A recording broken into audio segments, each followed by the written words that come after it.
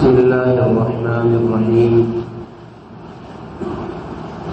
الحمد لله نحمده ونستعينه ونستغفره ونؤمن به ونتوكل عليه ونعوذ بالله من شرور أنفسنا ومن سيئات أعمالنا. من يهده الله فلا مضل له ومن يضلله فلا هادي له. ونشهد أن لا إله إلا الله وحده لا شريك له. ونشهد أن سيدنا ومولانا محمدا عبده ورسوله صلى الله تبارك وتعالى عليه وعلى آله وعلى أصحابه وأزواجه وذريته وبارك وسلم تسليما كثيرا. أما بعد فأعوذ بالله من الشيطان الرجيم. بسم الله الرحمن الرحيم. وما أصابكم من مصيبة فبما كسبت أيديكم ويعفو عن كثير. وقال تعالى: يا أيها الناس اتقوا ربكم إن زلزلة الساعة شيء عظيم ثم ترونها تذهل كل مرضعة عما أرضعت وتضع كل ذات حمل حملها وترى الناس سكارى وما هم بسكارى ولكن عذاب الله شديد. وقال تعالى: فهل ينظرون إلا الساعة أن تأتيهم بغتة فقد جاء أشراطها فأنى لهم إذا جاءتهم ذكراهم. صدق الله العظيم. وقال النبي صلى الله عليه وسلم: بعثت أنا والساعة كهاتين، أو كما قال عليه الصلاة والسلام. محترم بھائیوں اور بزرگوں اور عزیز دوستوں، اللہ تبارک و تعالی نے اس دنیا میں جتنی بھی چیزیں پیدا فرمائی ہیں، ایک نہ ایک دن ان سب کو فنا ہونا ہے. قرآن کریم نے ارشاد فرمایا: کل من علیہا فان ویبقى وجہ ربک ذو الجلال والاکرام. جو کچھ بھی روئے زمین پر ہے، جو کچھ بھی اللہ تبارک و تعالی نے پیدا فرمایا ہے، ایک نہ ایک دن اس کو فنا ہونا ہے. پھر باقی کون رہے گا؟ فرمایا: وَيَبْقَى وَجْهُ رَبِّكَ. تیرے پروردگار کی ذات باقی رہے گی جو ذوالجلال والاکرام ہے، یعنی تمام عزتوں کا، تمام عظمتوں کا اور تمام اکراموں کا جو مالک ہے، اللہ بزرگ و برتر، بس وہی باقی رہے گا. اسی لیے قرآن کریم میں ایک جگہ ارشاد فرمایا گیا: وَلَا تَدْعُ مَعَ اللَّهِ إِلَٰهًا آخَرَ. اللہ کے ساتھ کسی کو اپنا معبود بنا کر مت پکارو. لا الہ الا ہو، اس کے علاوہ کوئی بھی معبود نہیں ہے. کل شیء ہالک الا وجہہ. ہر چیز ہلاک ہونے والی ہے، ختم ہونے والی ہے، سوائے اس کی ذات کے. لہ الحکم وإلیہ ترجعون. اس اللہ ہی کا حکم پوری زمین پر ذرے ذرے پر چلتا ہے. اور جب تم فنا ہو جاؤ گے، تم مر جاؤ گے، مٹی میں دفن کر دیے جاؤ گے یا زمین میں گاڑ دیے جاؤ گے، تو ایک دن آئے گا وَإِلَيْهِ تُرْجَعُونَ، دوبارہ اس رب ذوالجلال کے سامنے تمہیں حاضر کیا جائے گا، اسی کی طرف تم لوٹائے جاؤ گے۔ تو معلوم یہ ہوا کہ اللہ تبارک و تعالی نے انسانی زندگی تو عارضی ہے ہی، انسان کو اس بات پر تو یقین ہے کہ مجھے مرنا ہے، اتنا وہ جانتا ہے، لیکن اس معاملے میں وہ تردد میں پڑا ہوا ہوتا ہے، شک میں ہوتا ہے کہ میں ہی مروں گا یا میرے بعد میں رہنے والی جو دنیا ہے، زمین، جائیدادیں، مکانیں، دکان، کاروبار، جو کچھ بھی دنیا میں موجود ہے، کیا ایک دن یہ بھی ہلاک ہونے والی ہے؟ کیا ایک دن ان سب کو بھی فنا ہونا ہے؟ اس چیز کے متعلق انسان شک و شبے میں ہوتا ہے، تردد میں ہوتا ہے، جبکہ اللہ تبارک و تعالی نے جتنے بھی انبیاء علیہم السلام دنیا میں بھیجے، تمام انبیاء اور تمام رسولوں نے صلوات اللہ وسلامہ علیہم اجمعین سب نے اس بات کی خبر دی ہے کہ ایک دن آئے گا جس دن اللہ اس دنیا کے نظام کو ختم کر دیں گے، جس کو ہم لوگ قیامت کے نام سے جانتے ہیں۔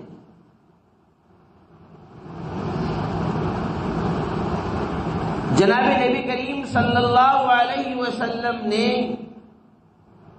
اتنی تفصیل سے قیامت کے واقع ہونے کا اور قیامت کی علامتوں کا تذکرہ فرمایا، اتنی تفصیل سے بیان فرمایا، اتنی تفصیل سے بیان فرمایا، مسلم شریف کی ایک روایت میں تو یہاں تک ہے کہ اللہ کے نبی صلی اللہ علیہ وسلم نماز فجر کے بعد منبر پر چڑھے اور آپ نے خطبہ دینا شروع کیا، یعنی بیان کرنا شروع کیا۔ فجر کی نماز کے بعد آپ منبر پر چڑھے اور آپ نے وعظ بیان کرنا شروع کیا اور قیامت کی علامتوں کا تذکرہ کیا، اتنا لمبا چوڑا بیان کیا کہ ظہر ہو گئی۔ ظہر کی نماز آپ اترے، ظہر کی نماز پڑھی، ظہر کے بعد سے پھر آپ نے بیان شروع کیا تو عصر تک بیان کرتے رہے۔ عصر کے بعد سے آپ نے جب بیان شروع کیا تو مغرب کی اذان ہو گئی، حتی غربت الشمس، یہاں تک کہ سورج غروب ہو گیا، یعنی مغرب ہو گئی۔ اس سے ایک بات یہ معلوم ہوئی کہ جمعے کے علاوہ میں بھی منبر پر بیٹھ کر بیان کرنا جائز ہے اور بلکہ سنت ہے۔ حضور صلی اللہ علیہ وسلم نے منبر پر بیٹھ کر، کیونکہ حدیث کے الفاظ ہے صعید المنبر، آپ منبر پر چڑھے اور آپ نے ہم کو خطبہ دیا، تو دن بھر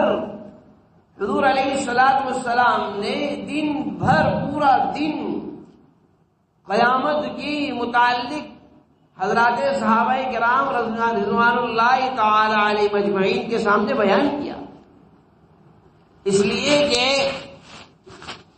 اللہ کے نبی صلی اللہ علیہ وسلم کا دنیا میں ظہور، آپ کی پیدائش، آپ کا آنا، یہ بھی قیامت کی علامتوں میں سے ایک علامت ہے۔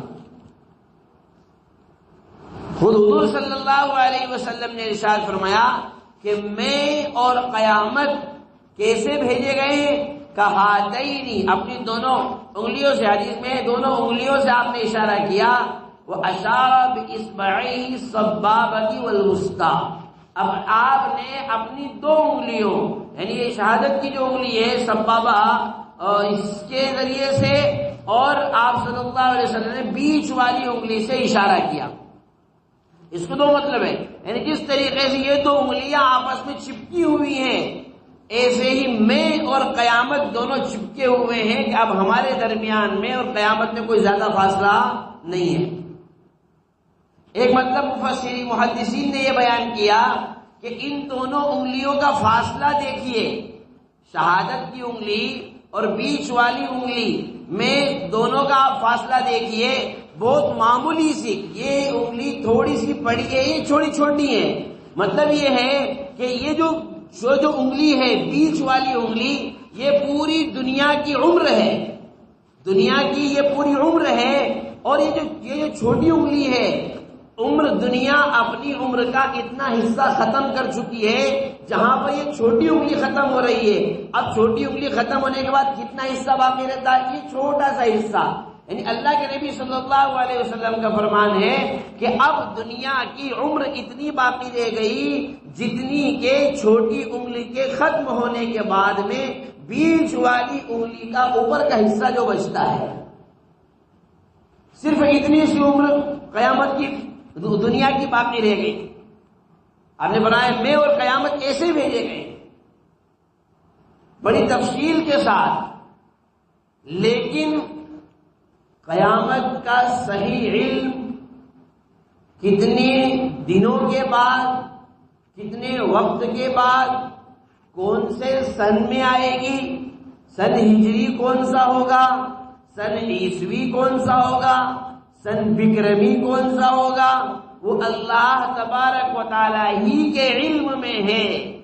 اس لیے قرآن نے فرمایا ان اللہ عنده علم الساعہ، قیامت کا علم اللہ ہی کے پاس میں ہے، اور فرمایا لا یجلیہا، ایک جگہ فرمایا یسألونک عن الساعۃ ایان مرساہا، لوگ آپ سے قیامت کے متعلق سوال کرتے ہیں تو قل انما علمها عند ربی، آپ لوگوں سے یہ بتلائیے کہ اس کا علم میرے رب کے پاس میں ہے، لا یجلیہا لوقتہا الا ہو، اس کو اس کے وقت مقررہ پر اللہ تبارک و تعالی کے علاوہ کوئی بھی ظاہر نہیں کر سکتا، کوئی بھی واقع نہیں کر سکتا ہے۔ لیکن قرآن کریم نے دوسری جگہ پر علامات کے متعلق بیان فرمایا کہ لوگ فَهَلْ يَنظُرُونَ إِلَّا السَّاعَةَ أَن تَأْتِيَهُمْ بَغْتَةً، کیا لوگ اس بات کا انتظار کر رہے ہیں کہ ان پر اچانک قیامت آ جائے گی؟ تو سنو فَقَدْ جَاءَ أَشْرَاطُهَا، قرآن کریم نے فرمایا تو لوگوں سن لو، اس کی علامتیں ظاہر ہو چکی ہے، قیامت کی، یہ قرآن کہہ رہا ہے، آج نہیں کہہ رہا ہے، 1400 سال پہلے قرآن کہہ رہا ہے۔ فقد جاء اشراطها، اس کی علامتیں ظاہر ہو چکی،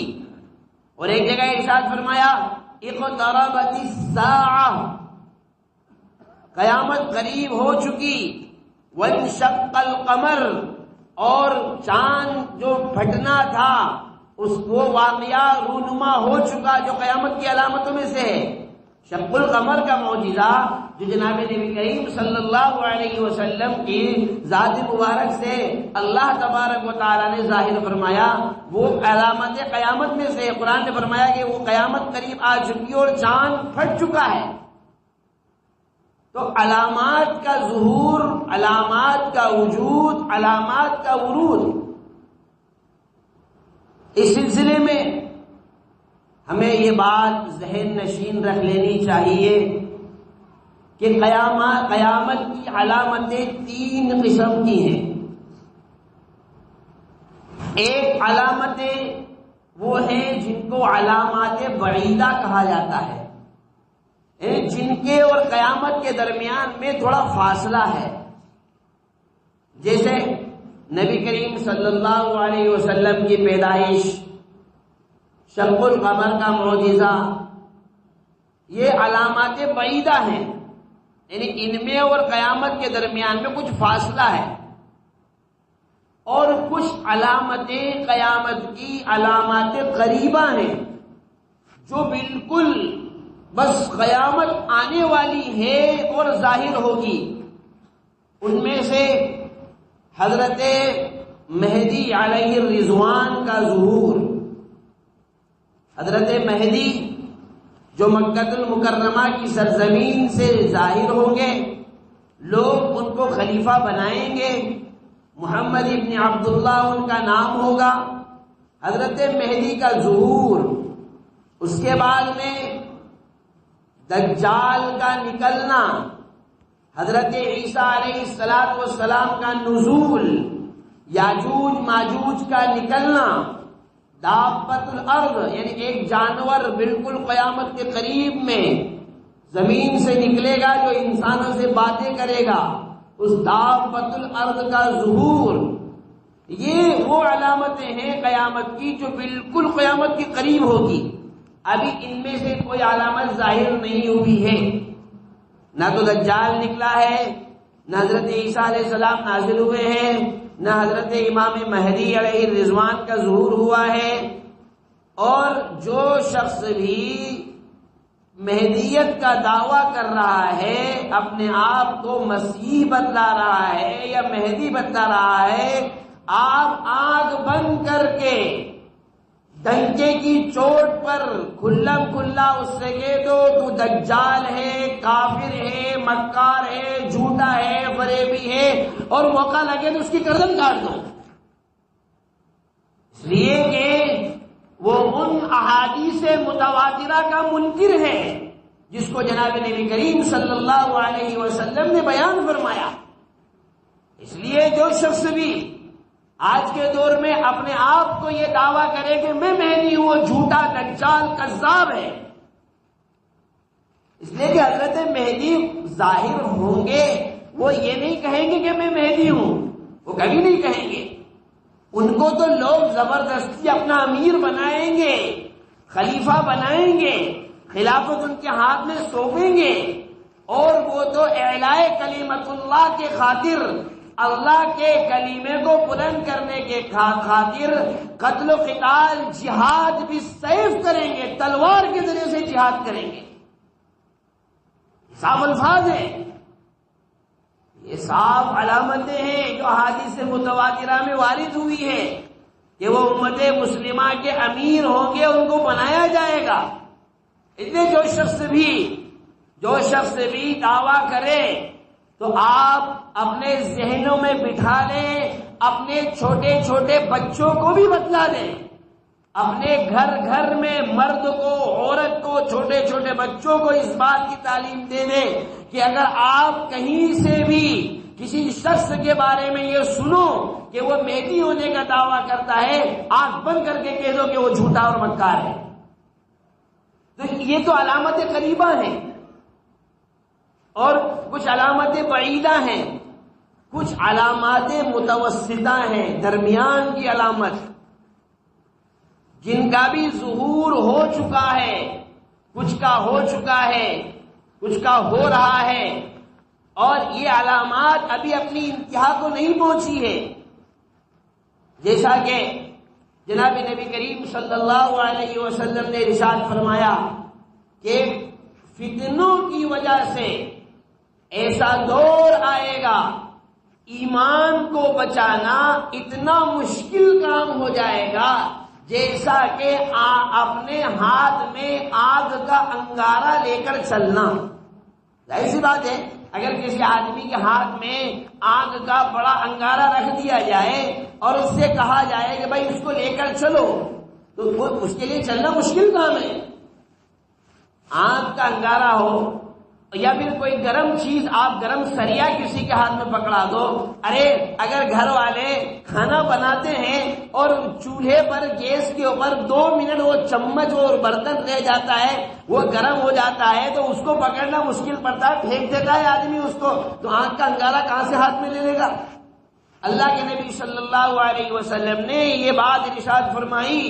قیامت کے قریب ایمان کو بچانا اتنا ہی مشکل ہوگا اور اس کے مشکل ہونے کی وجہ کیا ہوگی؟ مشکل ہونے کی وجہ یہ ہوگی کہ چاروں طرف فتنوں کا ظہور،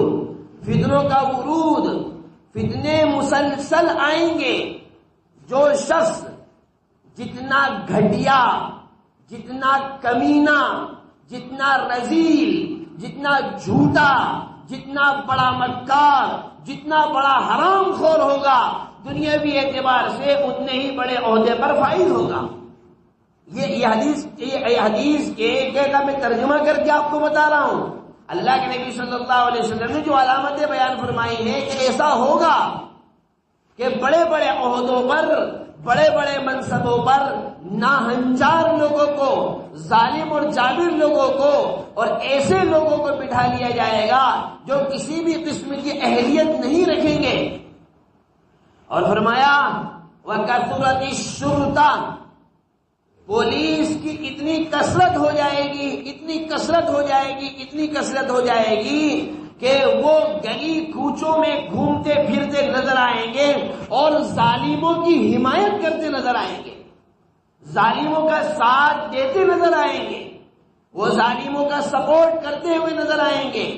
وہ فاسق، فاجر، بددین اور بددیانت لوگوں کا ساتھ دیتے ہوئے نظر آئیں گے، ان کا سپورٹ کرتے ہوئے نظر آئیں گے۔ یہ تو آپ کو طے کرنا ہے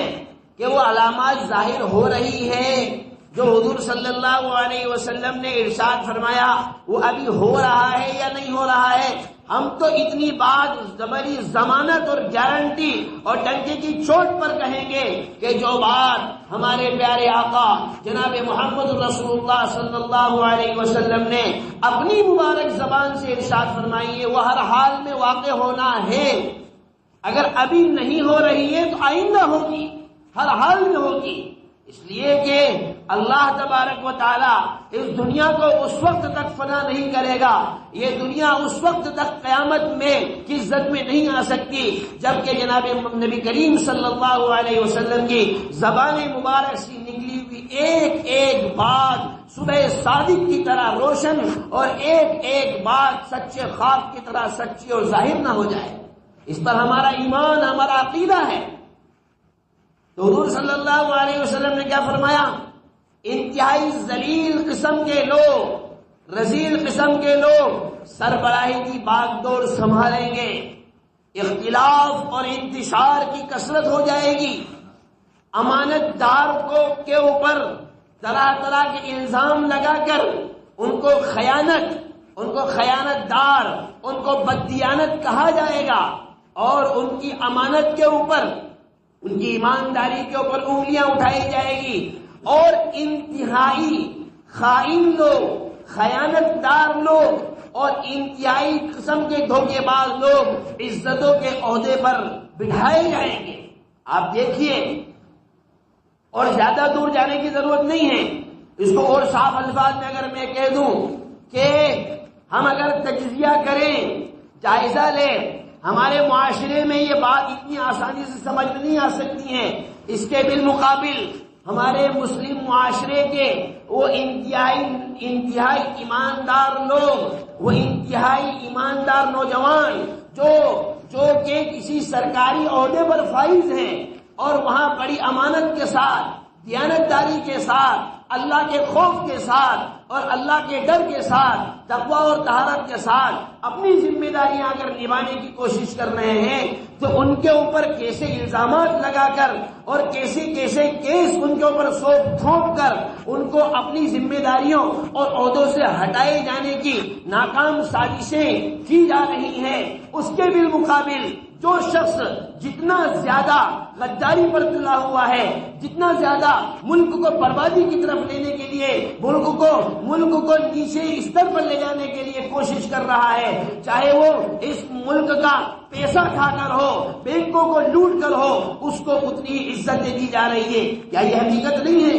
کیا اس کو ہم لوگ نہیں جانتے ہیں؟ اگر نہیں جانتے ہیں تو یہ جانکاری ہونا یہ ہماری ذمہ داری ہے، اور یہ ہوگا اس لیے کہ ہمارے پیارے نبی کریم صلی اللہ علیہ وسلم نے ارشاد فرمایا کہ امانت داروں کو خیانت کا چولا پہنایا جائے گا، ان کے اوپر خیانت کے الزام لگائے جائیں گے، اور خیانت کرنے والوں کو تو امانت دار کہہ کر ان کو عزتوں کی کرسیوں پر بٹھایا جائے گا۔ یہ ساری چیزیں وہ ہیں جو قیامت کی علامتوں سے ہیں، اور اللہ کے نبی صلی اللہ علیہ وسلم نے ان کو بیان فرمایا ہے۔ لوگ جان پہچان والوں کو سلام ماریں گے، اجنبی لوگوں کو سلام نہیں کریں گے، بڑے بڑے کرسی اور عہدے والوں کو، بڑے بڑے جیب والوں کو، بڑے بڑے کاروبار والوں کو، بڑے بڑے دھندے کاروبار والوں کو، بڑے بڑے گاڑیوں میں گھومنے والوں کو سلوٹ کریں گے، ان کو آگے چل کر ان سے مصافحہ کریں گے، ان کو آگے چل کر ان کو سلام کریں گے، اور چھوٹے لوگوں کو سلام نہیں کیا جائے گا، چھوٹے لوگ غریب لوگوں کو سلام نہیں کیا جائے گا، جاندار لوگوں کو سلام کریں گے، جن کو جانتے ہیں، جن کو پہچانتے ہیں، صرف انہیں کو سلام کیا جائے گا،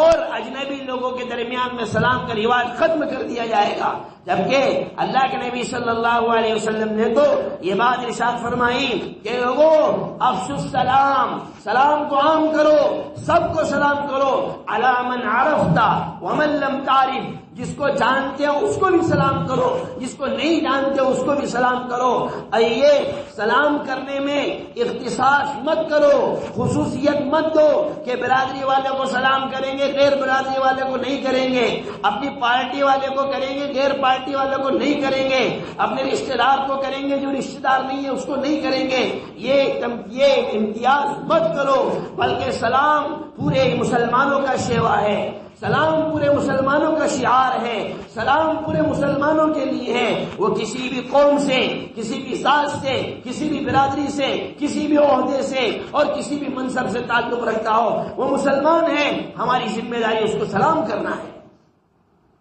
کیا آج ہم اس چیز کا شکار نہیں ہیں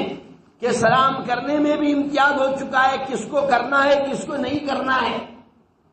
اور اللہ کے نبی صلی اللہ علیہ وسلم نے ارشاد فرمایا کہ لوگ اپنے متعلقین کو، اپنے رشتہ داروں کو خوش کریں گے، دوست یاروں کو خوش رکھیں گے، اور اپنے قریبی،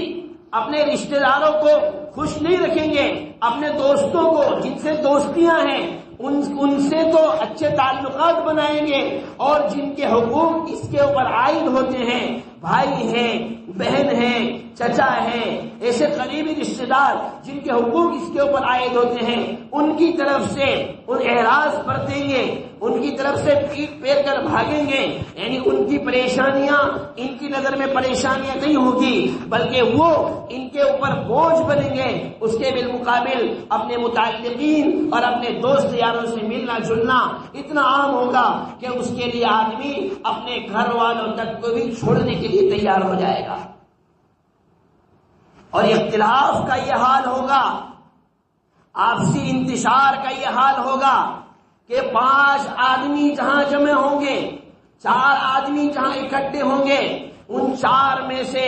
ان چوتھا یا ان 5 میں سے 5واں ایسا شخص ہوگا جو ان کا دشمن ہوگا، جو ان کا غدار ہوگا، جو ان کو آپس میں توڑنے کی بات کرے گا، جو ان میں آپس میں پھوٹ ڈالنے کی بات کرے گا، جو ان میں آپس میں اختلاف پیدا کرنے کی کوشش کرے گا، اور مسلمانوں کی اجتماعیت اور جو انتشار کا شکار ہو کر، مسلمانوں کا اتحاد اختلاف کا شکار ہو کر، اور مسلمانوں کی جمعیت ایک تفریق کا شکار ہو کر رہ جائے گی، ختم ہو جائے گی، جس کا نقصان یہ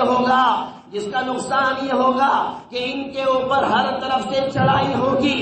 غیر تنظیمیں، باطل طاقتیں ایسی منظم ہوگی، ایسی متحد ہوگی، ان کی یونٹی اتنی مضبوط ہوگی کہ ایک چھوٹے سے یعنی باطل طاقتیں برادریوں کا اختلاف ختم کر دیں گے، اونچ نیچ کا اختلاف ختم کر دیں گے، ذات پات کا اختلاف ختم کر دیں گے، وہ ایک ملت پر جمع ہو کر اپنے چھوٹے سے چھوٹے ادنا سے ادنا آدمی کی مدد کرنے کے لیے ہزاروں کی تعداد میں پہنچ جائیں گے، اور یہ امت مسلمہ اختلاف کا شکار ہو کر یہ تو اسی میں پڑ رہ جائے گی کہ وہ کون تھا، کون سے محلے کا ہے، کون سی برادری کا ہے، کس سے اس کی رشتہ داری ہے، جب تک تو اس کا سارا اثاثہ اور اس کی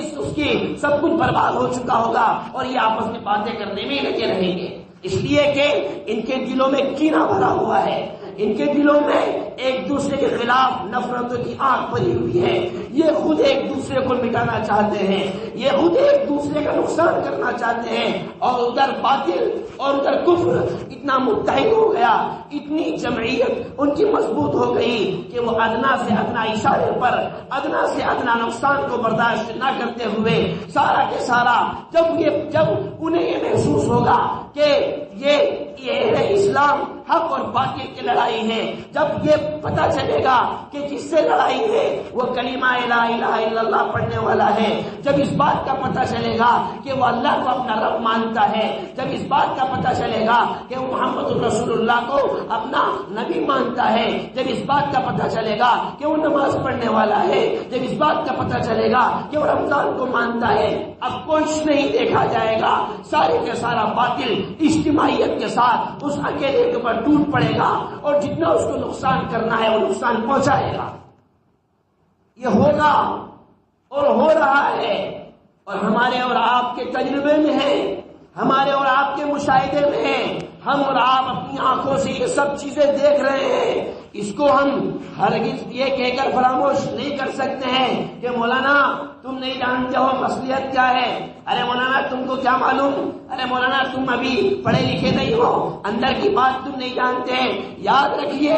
یہ کہہ کر ہم کبھی بھی اس کو رد نہیں کر سکتے ہیں۔ ہم لا الہ الا اللہ محمد رسول اللہ کے ماننے والے ہیں، ایک اللہ پر ہمارا ایمان ہے، ہم اپنے ایمان پر جب تک کہ مضبوطی کے ساتھ جمے نہیں رہیں گے، اپنے آپس کے اختلاف کو جب تک کہ ختم کر کے، نفرتوں کی دیواروں کو توڑ کر کے محبتوں کے محل تعمیر نہیں کریں گے، جب تک کہ ہم ایک دوسرے کو اپنا بھائی نہیں سمجھیں گے، جب تک کہ ہم ایک دوسرے کو یہ نہیں سمجھیں گے وہ آدمی فاسق ہے، فاجر ہے، وہ شرابی ہے، وہ گنہگار ہے، وہ چور ہے، وہ مکار ہے، لیکن لا الہ الا اللہ محمد رسول اللہ اگر پڑھنے والا ہے وہ ہمارا بھائی ہے۔ جب تک کہ یہ سوچ مسلمانوں ہماری نہیں بنے گی، یاد رکھیں فتوحات کے خواب دیکھنا چھوڑ دے، بھول جائے کہ کبھی نصرتیں ہمارا قدم چومے گی، نکال دے اس سب سے اپنے آپ کو کہ اللہ کے فرشتے ہماری مدد کے لیے آئیں گے۔ ارے اللہ کے نبی صلی اللہ علیہ وسلم کے زمانے میں کیا آپ کو یاد نہیں ہے کہ ایک شخص جس نے اپنی زبان سے کلمہ پڑھ لیا تھا، ایک صحابی نے یہ سوچ کر ان کا قتل کر دیا، جہاد میں یہ سوچ کر اس کو مار ڈالا کہ یہ تو خالی زبان سے پڑھ رہا ہے، اس کے دل میں تو نفاق ہے، اس کے دل میں تو کفر ہے۔ اللہ نے قرآن میں آیت نازل فرمائی اور فرمایا وَلَا تَقُولُوا لِمَنْ أَلْقَىٰ إِلَيْكُمُ السَّلَامَ لَسْتَ مُؤْمِنًا تَبْتَغُونَ عَرَضَ الْحَيَاةِ الدُّنْيَا فَعِندَ اللَّهِ مَغَانِمُ كَثِيرَةٌ۔ یاد رکھو، جو شخص اپنی زبان سے لا الہ الا اللہ محمد رسول اللہ کا اقرار کر رہا ہے تو تو اس کو مسلمان ماننا تمہاری ذمہ داری ہے۔ اللہ کے نبی صلی اللہ علیہ وسلم کو جب اس بات کا پتہ چلا تو آپ نے فرمایا اللہ شققت قلبہ، تو نے اس کے دل کو چیر کر دیکھا جو تو فیصلہ کر رہا ہے کہ وہ منافق تھا یا کافر تھا۔ جب اپنی زبان سے یہ کہہ دیا کہ میں ایک اللہ کو مانتا ہوں، لا الہ الا اللہ محمد رسول اللہ میرا ایمان ہے، جب اس نے کہہ دیا تو اس بات پر یقین کرنا تیری ذمہ داری ہے۔ میرے بھائی، ہم کیوں اپنے آپ کو اتنا سہما محسوس کریں؟ کیا ہمارا اللہ پر ایمان نہیں ہے؟ کیا اللہ تبارک و تعالیٰ ہماری مدد نہیں کرے گا؟ لیکن اس کے لیے سب سے پہلی چیز، سب سے بڑی چیز، سب سے ضروری چیز یہ ہے کہ ہم اپنے اندر سے ایک دوسرے کی کاٹ، ایک دوسرے کا کینہ، ایک دوسرے سے بدلے کی بھاوناؤں کا راستہ بند کریں، یہ نفرتوں کے بازار بند کریں، محبت قائم کریں، اس لیے کہ یاد رکھیے ایک بزرگ کا وہ بولا ہے کہ میں نے جنت کا راستہ تلاش کیا، میں جنت کے راستے کے جب چلا ہوں تو میں نماز کے راستے پر گیا تو میں نے دیکھا نماز کے راستے پر تو بہت بھیڑ لگی ہوئی ہے، ہزاروں لوگ اس لائن میں لگے ہوئے ہیں۔ پھر میں نے چاہا کہ چلو روزے والی کھڑکی پکڑ لوں جیسے، اور بہت ایک جگہ داخل ہونے کے بہت سارے راستے ہوتے ہیں، تو جنت میں داخل ہونے کے بہت سارے دروازے ہیں۔ انہوں نے مثال دے کر بیان کیا کہ جنت میں نماز سے بھی داخل ہوتا ہے، روزے سے بھی داخل ہوتا ہے، حج سے بھی داخل ہوتا ہے، زکات سے بھی داخل ہوتا ہے۔ فرماتے ہیں میں روزے والے پر گیا وہاں بھیڑ لگی ہوئی، حج والے پر گیا وہاں لاکھوں لوگ کھڑے ہوئے، زکات والے پر گیا وہاں بھیڑ لگی ہوئی، صدقے والے پر گیا وہاں بھیڑ لگی ہوئی۔ ایک راستہ مجھے ایسا ملا جب پوری کھڑکی خالی پڑی ہوئی ہے، کوئی ہے نہیں اس راستے پر، پوری کی پوری کھڑکی خالی پڑی ہوئی ہے، اور اس کھڑکی پر بیٹھا ہوا فرشتہ انتظار کر رہا ہے کہ اے بھائی یہ بھی ایک لائن ہے، یہاں سے بھی آپ پہنچ سکتے ہیں۔ وہ لائن کون سی تھی؟ کہنے لگے وہ لائن تھی کہ لوگوں ایک دوسرے کے ساتھ انتقام کی بھاوناؤں کو ختم کرو،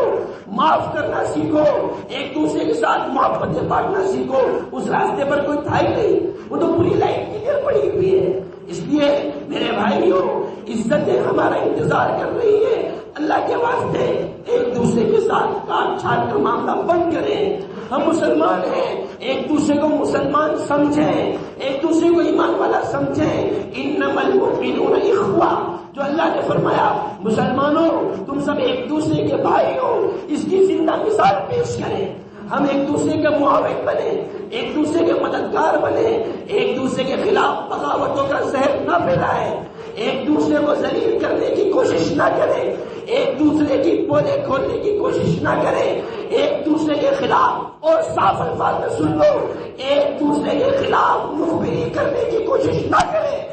ایک دوسرے کو پولیس کے ہاتھوں چھڑوانے کی کوشش نہ کریں۔ اللہ کے واسطے اس بات کو بند کریں، ورنہ ذلت ابھی تو چاروں طرف سے ذلت اور رسوائی ہے، اللہ کی مار بھی پڑ رہی ہے، غیروں کی مار بھی پڑ رہی ہے، ہر طرف رسوائی ہے۔ اس ذلت سے نکلنا چاہتے ہیں ہم، اللہ کے واسطے صحیح معنی میں اپنے آپ کو مسلمان بنائیں، درگزر کا معاملہ کریں، غلطیوں پر پردہ ڈالنے کی کوشش کریں۔ جناب نبی کریم صلی اللہ علیہ وسلم یاد رکھیں عبادتیں جتنی بھی ہیں وہ اللہ کا حکم ہے، وہ اللہ کا حکم ہے، اس کو کرنا ہماری ذمہ داری ہے، لیکن اخلاق اور عفو درگزر، بھائی چارگی، محبتیں بانٹنا یہ اللہ کا حکم تو ہے ہی، ساتھ ساتھ میں اللہ کی صفت بھی ہے۔ فرمایا تخلقوا باخلاق اللہ، لوگوں اللہ کے اخلاق اختیار کرو۔ اللہ کے اخلاق کیا ہے؟ ہم دعا کرتے ہیں اللہم انکا عفو تحب العفو، اے اللہ تو معاف کرنے والا ہے اور معاف کرنے کو پسند کرتا ہے، یہ اللہ کے اخلاق ہے۔ اس لیے ہماری ذمہ داری ہے ہم اپنے آپ کو صحیح معنی میں مسلمان بنائیں اور ایک دوسرے کے ساتھ عفو درگزر کے معاملات کریں، اللہ سے اپنا رشتہ مضبوط کریں، انما المؤمنون اخوہ کی ایک زندہ مثال پیش کریں، اپنے آپ کو جناب محمد رسول اللہ صلی اللہ علیہ وسلم کے سچے شیدائی کی شکل میں اپنے آپ کو پیش کریں، انشاءاللہ پھر وہ دن دور نہیں، عزتیں تمہارے قدموں میں آ کر گرے گی، اور پھر وہ دن اپنی آنکھوں سے دیکھنے کو ملیں گے، ہر عہدہ ہر منصب تمہارے پیچھے پیچھے بھاگے گا، دنیا کے عہدے اور دنیا کی جتنے بھی منصب ہیں وہ تمہارے غلامی کے چکر کاٹیں گے، اللہ تمہیں عزت اور سربلندی کے وہ مقام تک پہنچائے گا جس کا ہم خود یقین اور اعتماد نہیں کر، جس کو ہم خود یقین نہیں کر سکتے، ہمیں خود پتہ نہیں چل سکتا ہے، لیکن اللہ اپنے ایمان پر، اللہ اپنے بندوں کے ساتھ خیر خواہی کرنے کی وجہ سے، اجتماعیت اور اتحاد پیدا کرنے کی وجہ سے وہ طاقت ہمارے اندر پیدا کرے گا۔ اللہ سے دعا فرمائے اللہ ہم سب کو کہنے سننے سے زیادہ عمل کی توفیق عطا فرمائے، صحیح معنی میں پکا سچا مسلمان بننے کی توفیق عطا فرمائے، اسلامی تعلیمات کو سمجھنے کی، اسلامی احکام کو سمجھنے کی، ایمان کو سمجھنے کی، عظمت ایمان کو سمجھنے کی، اور ایک مومن کو بحیثیت مومن ہونے کے کہ وہ مومن ہے، مسلمان ہے، کیسا رہنا چاہیے، کیسی زندگی گزارنا چاہیے۔ اللہ ہم سب کو یہ توفیق نصیب فرمائے اور توفیق اللہ